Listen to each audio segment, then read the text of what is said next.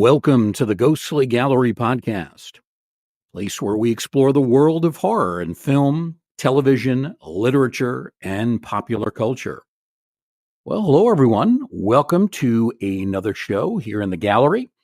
My name is Bruce Markison. As always, I'm joined by producer and co-host Tracy Asteria. Tracy, welcome to the show. How are you? I'm doing really good, Bruce. I just adopted a 4-month-old kitten. So life has been a little bit hectic here in the house, but all is well. I'm very excited. How's everything going with you? Good. I'd mentioned to you in our chat on YouTube that we took our daughter to her new college a couple of days ago. So she's getting settled there. So that is certainly a big thing happening in our lives here in upstate New York. In terms of the world of horror, did want to mention that a movie that we've both been looking forward to, the new Salem's Lot, they finally announced when it's going to debut, at least the month. They haven't gotten a specific date. That's apparently a little bit too much to ask at this point. But the new Salem's Lot is going to debut on HBO Max in October of this year. Again, we don't know the specific date, but hey, at least we know the month. Certainly October makes great sense leading up to Halloween. Finally, the new Salem's Lot's coming. I'm excited, Bruce. I can't wait to see it. I would love to have the actual date, but hey, October is good enough for me. And this must be very pleasing to Stephen King. He has been on record as saying that, he's seen the film. He thinks it's very good. He says there's no reason for anybody to be embarrassed or to hold back. It's been mystifying to him why they've taken so long to actually get this thing out, available so that people can see it. And looks like finally it's going to happen in time for this Halloween season. If Stephen King likes it, hey, he should know, right? It's good enough for me. I agree. All right, so we're going to talk about two other films on our program this week. So Tracy and I are going to dissect one new film and one vintage film. They do have some things in common with each other, which might be a little bit surprising when you hear their titles. So we're going to review two films that are about serial killers. One film came out in the early 1970s. And the other one just released into theaters earlier this summer. So the two films are Madhouse and Longlegs. So Tracy, we're going to start with the vintage film that came out 50 years ago. It made its UK debut in November of 1974.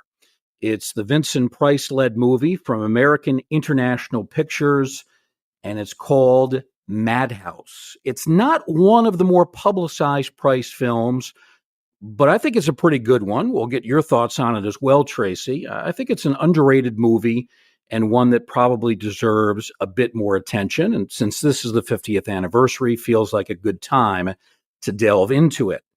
So Madhouse features, first of all, one of the great promotional posters in horror history. We don't talk a lot about promotional posters here, but it's a full-color collage featuring drawings and photographs from the movie itself. And this promotional poster, which you can see on IMDb and various other internet sources, has a little bit of everything. So there are two images of Vincent Price, including one where he's wearing this ghoulish black and white makeup. There's also an image of a screaming woman. There's a creepy castle that is tinted in a blue color. And there's also a finely detailed skull, complete with a spider crawling out of its eye. Got to have that.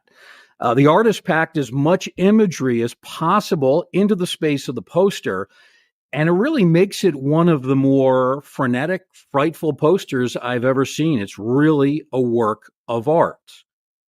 I don't know about you, Tracy, but when I see a promotional poster this good, it really makes me want to see the movie even more. Now, note of caution, in this case, the film Madhouse doesn't quite live up to the greatness of the poster. Hard to do. But it's a decent film. It's one that I think could have been a little bit better, especially when you have Vincent Price in the lead role, and he was always good. And then you also have two very fine talents in Peter Cushing and Robert Quarry, both of whom were frequently leading men, and here they're playing key supporting roles. So you got Price, Cushing, Quarry. That's a really good start. Now, this actually turned out to be Vincent Price's last film for American International Pictures, AIP. He had a long relationship with them going back to the 1960s. In this film, Madhouse, he stars as the very appropriately named actor Paul Toombs. That's spelled Toombes. And Paul Toombs is this actor who's famous for playing a character named Dr. Death in several movies. And in a lot of ways, sort of reflective of Vincent Price. So Paul Toombs is a famous actor, just like Vincent Price in real life, very famous actor. Now, on the night of Paul Toombs's announced engagement to his girlfriend, Ellen Mason, there's a sleazy adult film producer named Oliver Quayle who is also at the party, and he announces to this Hollywood gathering that Ellen appeared in some of his pornographic films and, oh, by the way, also had an affair with him. I mean, talk about great timing, right? Waiting for the engagement of Ellen Mason to Paul Toombs, and Oliver Quayle, you got to love that name, decides this is a good time to announce to everybody exactly what has been going on with Ellen. Well, predictably, Toombs becomes very angry. I mean, who wouldn't upon hearing this announcement? It's embarrassing, especially in front of all these Hollywood colleagues and friends. So he gets upset. That upsets Ellen in turn. She runs out of the party and runs to her room.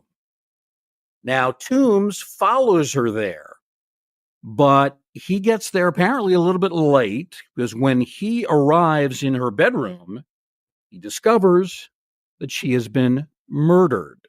And he realizes that when he kind of taps her on the shoulder. And oh, by the way, her head separates from the rest of her body. So she has been decapitated. Now, Toombs ends up blacking out.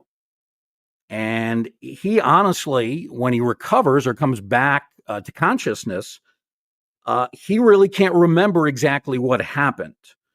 Now, maybe he's the killer, maybe not. He's just not sure. He's got this large gap in his memory.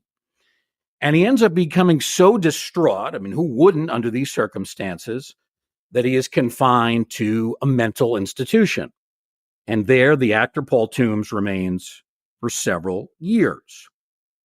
Now, Toombs eventually is released from the asylum. So after the initial flashback scene, we now go to the current day. He's out of the asylum, and he's now allowed to resume his career as a star of horror pictures. And he's getting ready to make his big comeback in this film. And then, very unfortunately, several of Toombs's castmates, well, they start turning up murdered by a serial killer. The way it's done makes you believe that Toombs very well could be the culprit. So it sets up that inevitable question. Is he, in fact, responsible for the murders? Or is maybe somebody trying to frame him for this latest series of tragedies? So once again, Toombs finds himself in a very difficult situation. And there's a real mystery as to whether he is the killer or maybe somebody else is. So that, Tracy, is a summary of the basic storyline in the film Madhouse. Let's get some of your initial thoughts on this 1974 film. Oh, that was a great summary, Bruce. I can't remember if I've actually seen this movie before, but I'm a huge Vincent Price fan, so I was happy to sit down and give this movie a watch. I really, really enjoyed seeing Vincent Price and Peter Cushing together. They were both excellent in this film. I really love to see them. I thought the storyline was really interesting. It was kind of like a fun murder mystery, just watching that all play out. There was a lot going on in this film. The colors were beautiful, and I thought the makeup was pretty cool too. Vincent Price with the Dr. Death makeup. I thought that was pretty epic, actually. You Yeah. don't see a lot of that anymore. And just a fun little side note, it was really hard for me to see Peter Cushing and just not assuming he's gonna flip a switch and turn into Dracula. He just kind of like had that appearance appearance about him. But it was a pretty cool movie. I did like it. So those are kind of like my initial takeaways from it.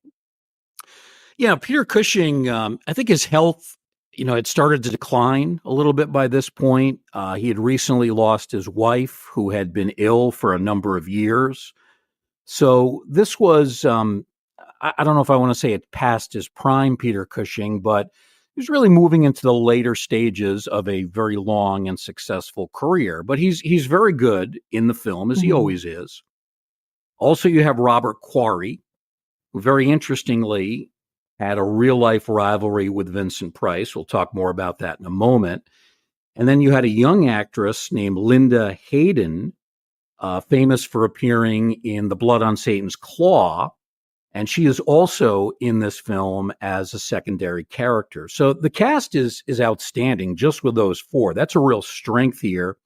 These are all excellent actors. Hayden's still very young, but certainly Cushing, Quarry, and Price, all very much accomplished veterans of the horror genre.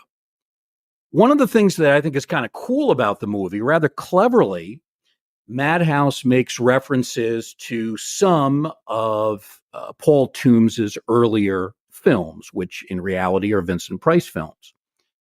And then in one scene, which takes place at this elaborate costume party, Robert Quarry appears dressed as a vampire, and with his makeup and his getup, he looks almost identical to the role of Count Yorga that he played in two earlier movies in the 1970s. Count Yorga Vampire was the original, and then the return of Count Yorga, and he was fantastic in these movies. So AIP decided let's bring him back wearing makeup and an outfit that's pretty close to what Count Yorga wore. So that was kind of a nice thing. And then there's a lot of kind of references, scenes, highlights from earlier Price films that are also worked into the story. And these were all AIP films, so AIP had the rights to them. Didn't Mhm. cost them anything to include some of these scenes.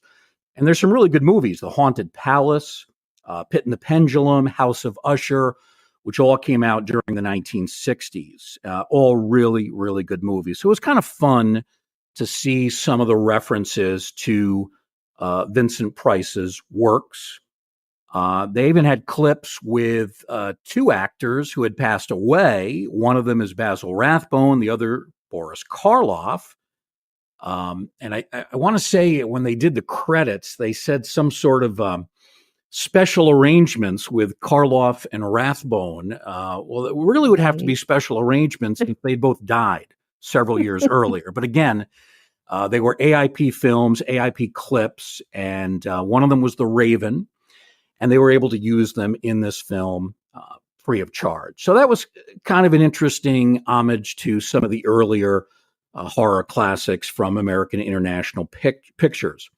So that was a real strength of the movie. On the other side of the coin, Tracy, I would say the primary weakness of the film Madhouse is probably its pace. It's rather slow, especially over really the first half of the film. It kind of takes a while to set the scene for the killings that are going to come our way. And that maybe is the one thing that prevents this from becoming a full-fledged classic, maybe why it's not a better-known Vincent Price movie. It falls a little bit short of two other Price films that I remember from this era that were just fantastic. One of them is The Abominable Dr. Phibes, and the other Theater of Blood. And they both came out around the same time. And they're two of Price's best films, each featuring him in, classically villainous roles that he played. So Madhouse is not quite up to Phibes and Theater of Blood, but still pretty good. So when I look at Madhouse, I think it's safe to say it's not one of Price's upper tier movies. And he made a lot of great films from the 50s, really through the early 80s. Still, it is very much above average, and I think it's very much worth seeing. Price is his typically excellent self in this movie. He plays the character of Paul Toombs with some camp, but also with a sinister touch. And it really does make you wonder, is he the killer, either in the original case of his wife or in the subsequent serial killings after he's released from the asylum? Or is he being framed? Is he completely innocent? We really don't know until the very end. And the ending is pretty good. Kind of a fun bonus here, too. Price actually does a little bit of singing toward the end of the film. You wouldn't think of Vincent Price as a singer, but he had a great voice. He wasn't a bad singer. And speaking of our other movie coming up a bit later on, Longlegs, there's also a little bit of singing involved from that villain as well. Another tie-in between the two movies. I think one of the really enjoyable things here is seeing, two of the greatest horror actors ever, Vincent Price and Peter Cushing, sharing scenes together. They made a few movies together, but not that many. So it's something you really cherish when you have that opportunity to see Madhouse. I think it's also really interesting, Tracy, to watch Price and Robert Quarry work together, because these two guys basically couldn't stand each other. And they regarded each other as rivals in wanting to be AIP's number one horror star. Now, there was an earlier movie, we mentioned The Abominable Dr. Phibes. Then they came out with a sequel to that movie, Dr. Phibes Returns, and Robert Quarry is in that. And a lot of people thought AIP was kind of grooming him to take over from Vincent Price as the number one star for the studio. Price was aware of that. He didn't really like Quarry to begin with. And apparently he made some snide remarks to Quarry during the filming of The Return of Phibes, kind of taking pot shots at his acting ability. So he didn't seem to care much for Quarry, and the fact that AIP was maybe grooming Quarry, that just made the situation even worse. So when you watch both the Phibes movie and Madhouse and you see Price and Quarry together, really does make you wonder, what are these two guys thinking of each other? And does that add a little bit of tension to their scenes? So yeah, clearly they did not like each other. I think it's just an interesting side note. I think overall it's a very good movie. It's not going to rank up there with, Price's top 5 or top 10, but maybe in the second tier, maybe top 20 of his films. I think you could make a reasonable argument for that. It's a very solid movie. It's one that I've seen a couple of times. I've enjoyed it very much. I give it a solid 3 stars for Madhouse. So Tracy, how would you rate this one? Oh my gosh. Well, that's interesting. I didn't know the backstory between Vincent Price and Corey. So that's kind of cool. I'll have to go back and watch that movie again and check that piece out. That's kind of cool. See, overall, the pace of the movie, like I thought it was just a little bit odd, like you mentioned earlier, a little bit slow, but it was still really quite good. I really liked the little mini clips that they showed of some of Vincent Price's other movies. I thought that was such a unique touch to add to this movie. I really enjoyed that part. And I really liked the character of Faye, the spider loving lady in the basement. I thought she was a hoot. She was just so quirky. I think she added a cool little twist to the movie herself. The killings throughout the film were not graphic, which I really appreciated when I watched this movie. It was a nice change of pace from some of the other films that I've recently seen. I found it odd throughout the movie that the police never actually arrested Toombs for these murders. because clearly I would have assumed they would have thought he was the culprit for sure, but they never did take him into custody. The ending was definitely a twist. I did not see that coming at all. Nor did Um, I. it was just like, it was like one of those, what did I just see? But, because I honestly thought in those final moments, that Toombs just gave up and he went completely mad, you know, and I just thought, yeah, that was the end. And it wasn't. And when I saw Vincent Price sitting there in the chair, putting on the makeup, I thought, oh, okay, well, maybe he's just covering up the burns from the fire. I totally did not expect him to transform himself into Peter Cushing's character. So I love that part. They just don't make movies like this anymore, Bruce. It's pretty interesting to, sit back, I guess, 50 years later and watch these films. I gave this one a 3 stars as well. I kind of like the old school movies. This one was pretty cool. All right. So we both agree on the quality of the film, 3 stars for Madhouse. I think, Tracy, one other thing that's interesting about this movie, this was kind of the end of an era for Vincent Price. I Mhm. mentioned earlier it was his last film for AIP.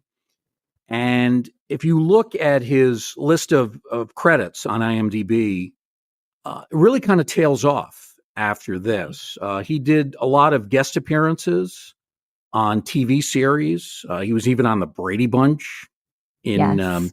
that 3-part episode that started I think it might have been their last season. He'd be on the Muppets playing himself. He did a lot of, kind of guest starring as Vincent Price, kind of just playing that persona in a guest role. But we didn't see a ton of films from him really after this. Of course, he was getting a little bit older and maybe tastes are starting to change. It's the early 70s, and you've got, films like Black Christmas and Texas Chainsaw Massacre. And these are more visceral and violent films, and things are certainly starting to change in the industry. But I think in a lot of ways, Madhouse kind of signaled that there was a change coming to Price's career. There was going to be a slowdown, not necessarily one that he wanted, but one that inevitably happens for any veteran actor. Certainly was not his final movie. He continued to make films until the early 90s. In fact, he plays a small but very important role in Edward Scissorhands, which was his That's final right. movie. I want to say that was around 1990, 1991, something like that. So he would continue to make films, but Madhouse, in a way, is kind of the end of an era for the typical Vincent Price films we saw from the mid 50s through the mid 1970s, and we saw him, produce a number of these, and it really does start to slow down after that. So it's kind of the end of an era when you look at the film Madhouse and what it signaled for the career of Vincent Price. So a very good movie. If you've not seen Madhouse, certainly we both recommend it. It's one of the lesser known films from the Price Library, but definitely worth an hour and a half or so of your time to see it. All right, now we will talk, Tracy, about a much newer film, a film that is also about a serial killer, but done in a very different fashion. And that film is one that has gotten a lot of publicity, and I think rightly so, in the summer of 2024. And that is the film known as Longlegs. It stars Nicolas Cage and Micah Monroe. Monroe is actually top billed in the film. She's pretty much in every scene. The film begins with a flashback to 1974. Ironically, that is the year of the movie Madhouse. And in 1974, this flashback clip, we see this strange character of Longlegs for the first time as he pays a visit in the middle of winter to a young girl's house, appears to be somewhere in the country, and he shows up in a very creepy station wagon, and then he talks to the girl for a few minutes, acts very oddly, looks very strange. We'll talk more about that in a moment. And then that scene abruptly comes to an end. And then we flash forward to the current day. And for the purpose of the film, the current day is 1995. So now that we're in 1995, we are presented with Lee Harker. And of course, Harker is a reference to Jonathan Harker from Dracula, although this is not a vampire movie. But Lee Harker is a rookie agent for the FBI. Very intelligent, but also very socially awkward, really shy, doesn't say a lot. She speaks kind of in short sentences, doesn't give up a lot of information when she's asked questions, but she also shows borderline psychic abilities in helping the Bureau locate a local killer. And by the way, they're in the Great Northwest. There's a reference to Seattle and actually the Great Mariners baseball season of 1995. So we know this office of the Bureau is either in Seattle or somewhere close to it. So Agent Carter, who is Lee Harker's boss, very impressed by her ability to crack that first case. Although, unfortunately, it does result in the death of another young agent, and that's not Lee Harker's fault. It's just bad luck, bad circumstances. But she is able to crack that case of that killer. So he thinks, you know what? Let's maybe put her on the case of Longlegs. This is a case that has gone cold, but it's also a case that's been going on for like 3 decades. So Longlegs, and that's the only name by which he is known. He's this mysterious serial killer who has slaughtered 10 families in 10 different houses over the past 30 years.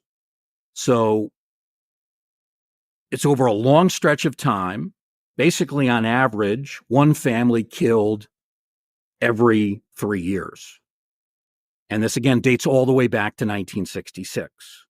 So this killer has been running loose for a while, kind of picking his spots, where to take out families under very strange circumstances.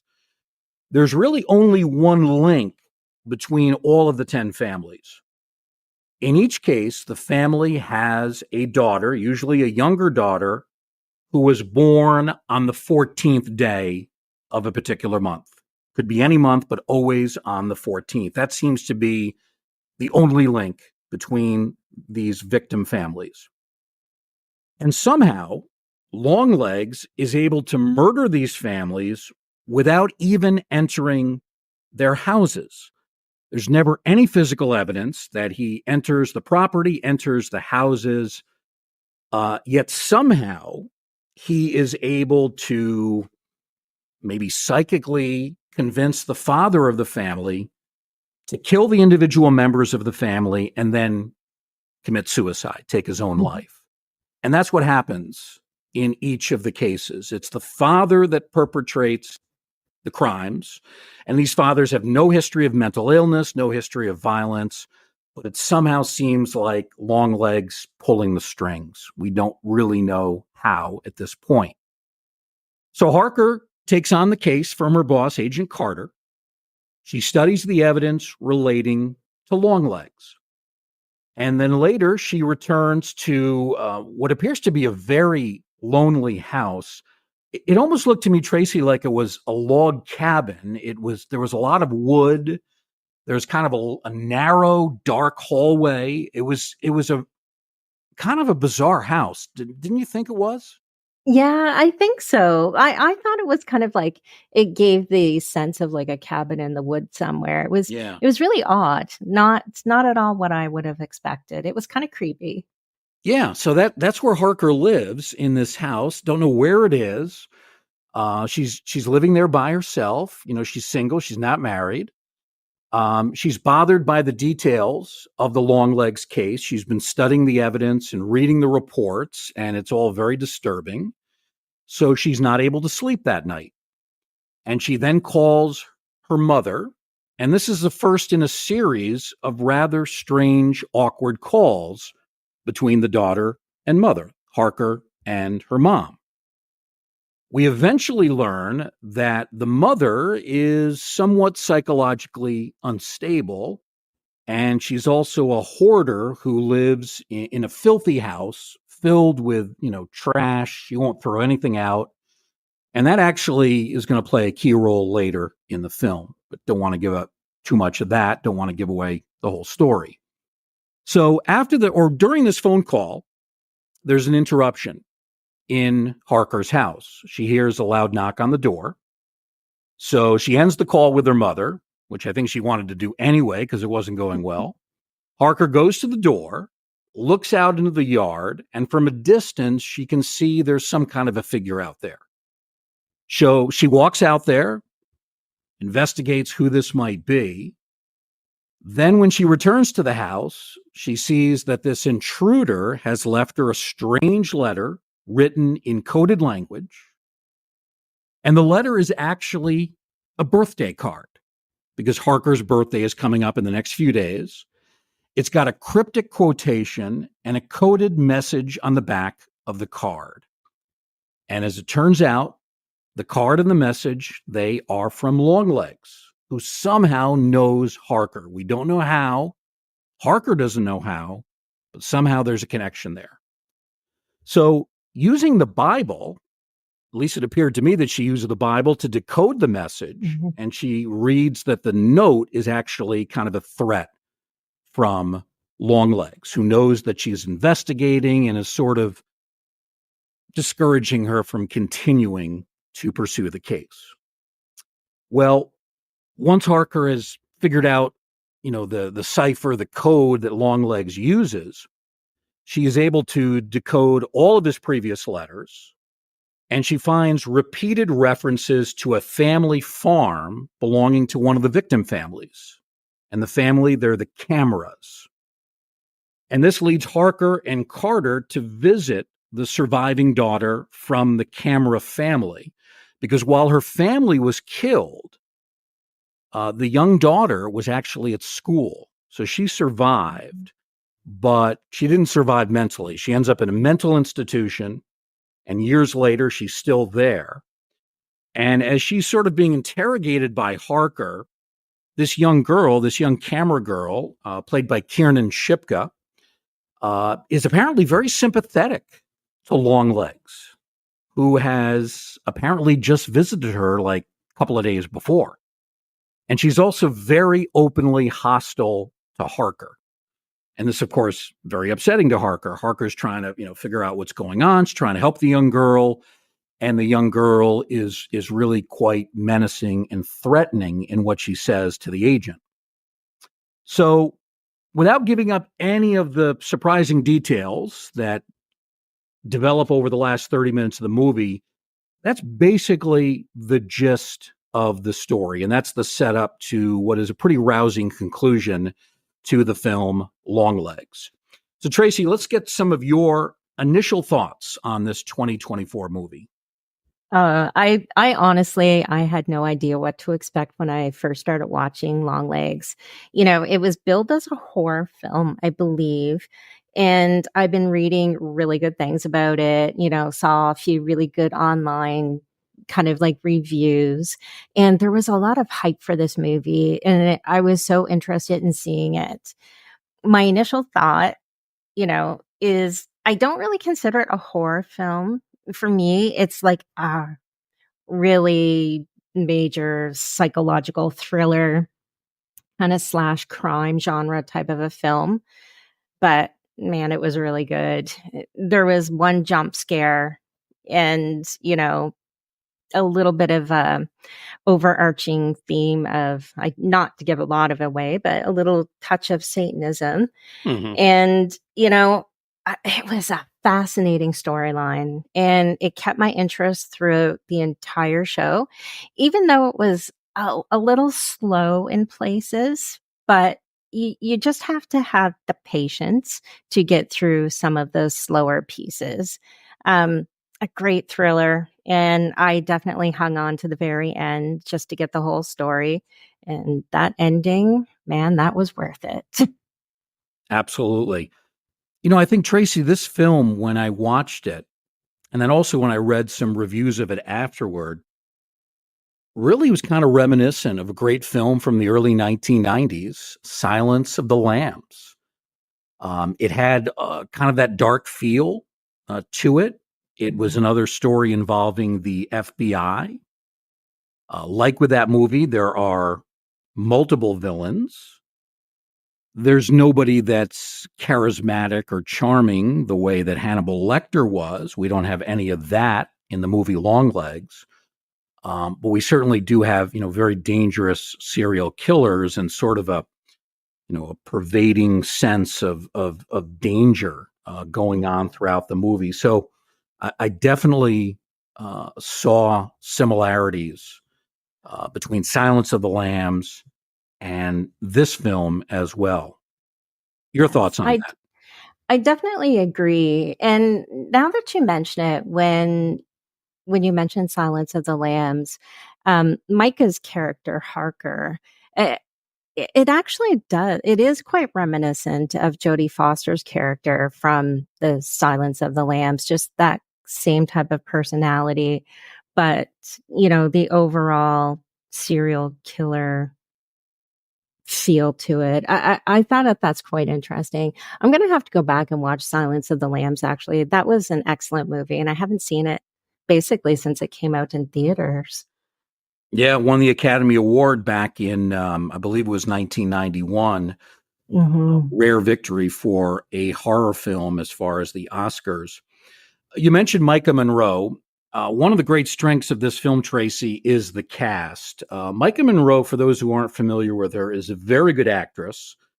She has already starred in such films as It Follows and The Guest, both excellent movies, and she was very good in both of them. In the case of Longlegs, this film really kind of stretches her talents a little bit more because she portrays someone very different from her past characters, where she, kind of plays, a young teenage girl or a young college student. Here she is playing someone very different, an FBI agent, and also one who has this repressed personality. And I thought she did an excellent job. She looks very different in this movie from most of her other movies. Her hair color is different. She's basically going without makeup. So she doesn't really look like the Micah Monroe that we've seen of the past, but it all seems to fit in with her role as this repressed agent, Agent Harker. And then we get to talking about Nicolas Cage, and I'll tell you, he's in my mind just about perfect as Longlegs. Longlegs is this puffy, pale looking, tall man. He speaks in this very high pitched voice. Frankly, in the makeup that he wears, he is completely unrecognizable. If I hadn't known it was Nicolas Cage going in, I wouldn't have been able to tell you that. Uh, Physical features, he looks nothing like Nicolas Cage. He doesn't sound like Nicolas Cage. I mean, he completely transforms himself. And his character is just so weird. He likes to sing out loud at the oddest times. Remember, we talked about Vincent Price singing Hmm. earlier. He also engages in these very silly, childish gestures, which are a real turnoff to everybody. And frankly, he's out of his mind. I mean, this guy is absolutely nuts. He's bonkers. And he's also a worshiper of Satan. And that really fuels his desire to slaughter these families by the very strange method that he has become involved with. So Cage, everything you've heard about Cage in the movie is true. He is phenomenal in this movie. In fact, I would make the argument that in a lot of ways, he is kind of the modern day Vincent Price. I've never heard anybody make that comparison, but thinking of Hmm. these two movies, Longlegs and Madhouse, Vincent Price was very over the top. Nicolas Cage is often very over the top, especially in villainous roles. We saw that last year with Renfield. That's And then right. you can turn it up a few more degrees in the way that he plays Longlegs. Even though he's not on screen all that much, he's very, very memorable and in a lot of ways dominates the film. Um, Certainly, he's done a lot of other types of movies. He's not just a horror actor. I mean, he's done comedy, drama, police films. Uh, but when he does horror films, he has a lot of that theatrical nature of Vincent Price, campy, over the top, but very, very effective. And I think all of that is on display in his portrayal of Longlegs. Some of the other actors in the film that get overshadowed but are still good, you've got Blair Underwood, veteran actor. He does a very solid job playing Agent Carter, who is boss to Agent Harker. Agent Carter comes to rely heavily on Harker for her help in tracking Longlegs. You know, when he first looks to Harker for help, the case has basically gone cold. They've got no leads. They're going nowhere. And in the matter of a few days, Harker turns up so many clues about Longlegs that Carter begins to suspect that she knows him, even though she claims that she does not. But he does a very good job as the authority figure in the film. And then there is Alicia Witt. Alicia Witt, somewhat of a forgotten actress, but she was a 1990s horror scream queen. She was in Urban Legend, among other movies. And she is quite good here as Harker's mother. She, again, doesn't really look the way that we remember Alicia Witt from years ago. I mean, she's aged quite a bit, but she also has kind of a very plain look, no makeup. Her character is obviously deranged, but in a way that is a lot more subtle than Longlegs. So she's very good too.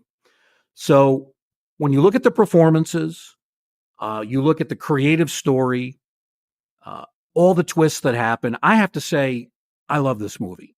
First of all, it is shot beautifully. There are these eerie nighttime scenes that emphasize the darkness of the skies above.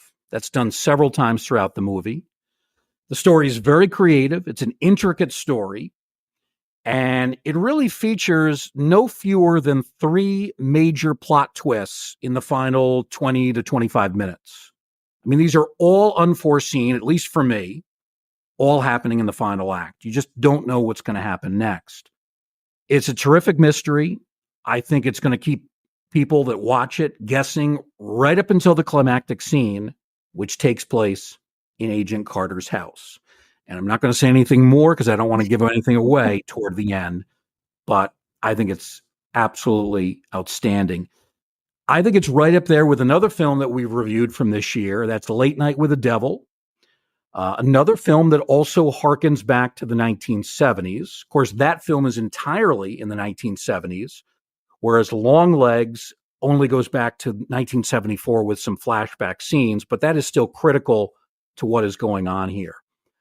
Simply put, I would say Longlegs is one of the best horror movies of 2024. It is just outstanding. And I like it so much that I'm going to give it a rating that I rarely give films, whether they're new or vintage. I'm going to give it 4 stars. I think it's great. What are your thoughts on this one, Tracy? Holy wow, 4 stars, Bruce. That says something. Holy cow. I don't know if I've ever heard you say a 4-star movie before. I'm going to have to agree. I thought the acting was absolutely wonderful.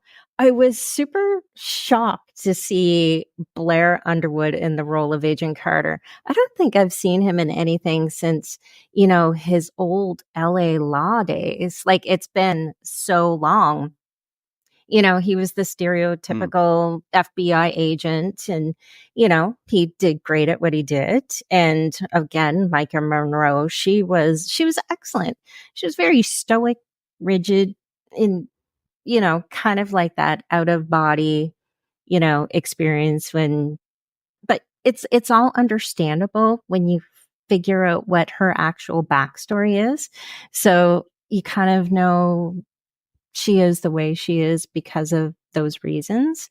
And I never did see Micah Monroe in any other project. So this was the first time I've actually seen her in any film. I haven't seen any of her other projects. And yes, the Nicolas Cage, he does not disappoint, Bruce. No. He lives up to like all of the off the wall character portrayals he's ever done. like you mentioned, he doesn't have a ton of screen time, but when he is on screen, it is super impactful. His outfit, it was an interesting choice. And, the facial prosthetics that he wore for the character's appearance, um, it was different. I'll just say that. Creepy, but humorous it was confusing. It was confusing, but it really suited everything.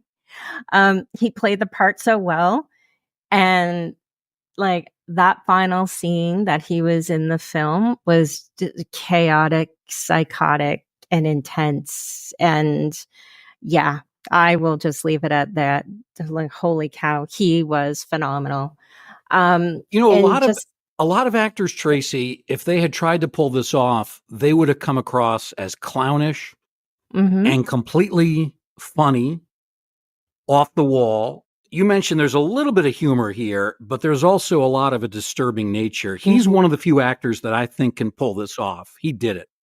Absolutely. I honestly can't think of anybody else in modern day that could have pulled something like that off. It just wouldn't have been believable. I think this role was probably written just for him. Like, honestly, he did amazing. Um, and yeah, when you reference that he is kind of like the modern day Vincent Price, I think I really have to agree with that. I think he does have such, I guess, an eclectic background of work that he's done, but Nicolas Cage can do it all. Yeah. And with every role that he has, um, he just has this unique twist that he puts on everything. And with this role in particular of Longlegs, man, yeah, that's him for sure. Yeah. You know, it's interesting. He said after this film was done that he would not portray another serial killer again. He said, I'm sure I'm going to get offers. People will be interested in me doing this kind of thing or playing some kind of a serial killer, Mhm. but this is not something that I want to do.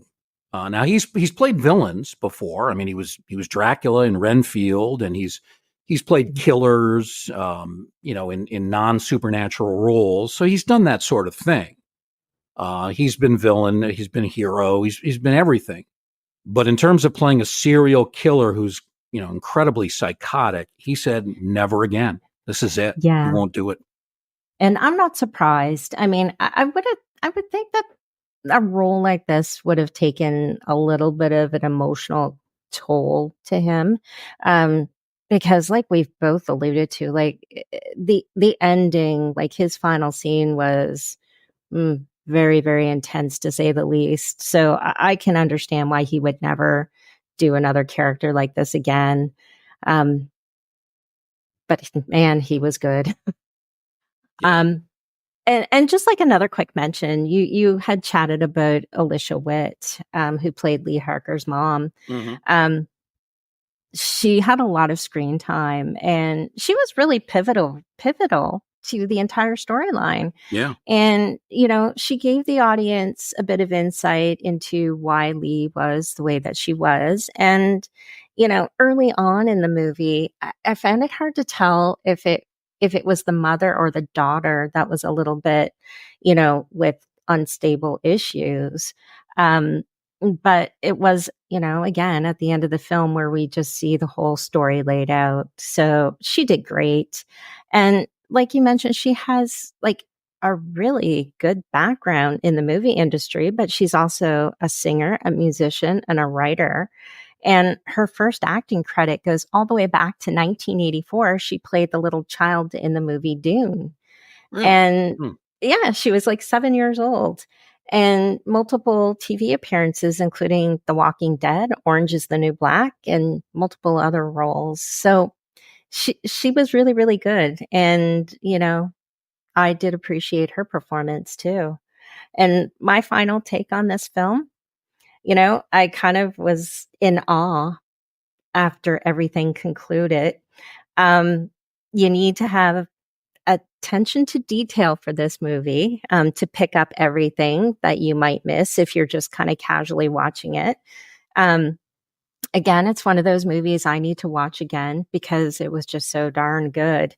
And, you know, I recommend it to absolutely everybody who hasn't seen it yet. I didn't give it a 4, but I gave it a 3.5. So yeah, I did love this movie. I still rank, Late Night with the Devil a little bit high, Okay. but Long Legs is just sitting slightly underneath. But two phenomenal movies.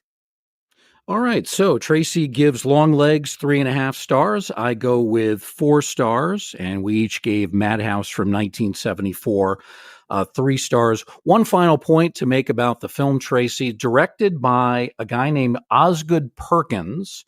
And that name might be familiar to folks because he is the son of the great Anthony Perkins, who of course made the Norman Bates character in several Psycho films, including the original from 1960. Osgood Perkins has been an actor. He has been a director. He's done some other horror films, a couple of which I've seen. I thought they were okay, nothing special, but this one he really nailed it. I thought he just did a great job, and I'm looking forward to seeing what his next film might be. But this was really, I think, a masterpiece from Osgood Perkins, and it is somewhat fitting that he is the son of one of the most famous killers in horror history in terms of acting. Anthony Perkins was not a real life killer, but he did play Norman Bates. It was the role that he was certainly synonymous with. He was probably typecast, and that may have damaged his career as well. But Perkins has such a great connection to horror, and Osgood Perkins, his son, has really added to that legacy with just a wonderful job directing the 2024 movie Longlegs. Highly recommended. And as you say, Tracy, it's a film that you'll probably want to see 2 or 3 times because there's a lot of stuff that I think we all missed the first time around that give us clues as to what's really going on. Exactly. All right. So that is our show for this week. Reviews of a film from 50 years ago and a new movie from 2024. Some good material featuring the likes of Vincent Price, one of the great horror actors of all time, and Nicolas Cage, one of the great contemporary performers in so many different genres, but a guy who has definitely established a great reputation in horror. As always, Tracy, thank you for being with us for the program tonight. Good job watching the movies and breaking them down. Thanks. Well, thank you. And yeah, definitely pick 2 awesome ones to review this week. And so thank you for that. Yeah, sometimes when we pick these movies, we don't know what we're getting into. I knew Madhouse was That's right. good. I knew Longlegs had received a lot of rave reviews. But until you see a movie yourself, you're never exactly sure what you're getting. But in this case, something really special. Great film from 2024. All right. Thanks, Tracy. Yes. Thank you to all of our listeners as well. We appreciate that you have joined us in this Museum of the Macabre. And we hope to see you again next time, right here in the Ghostly Gallery.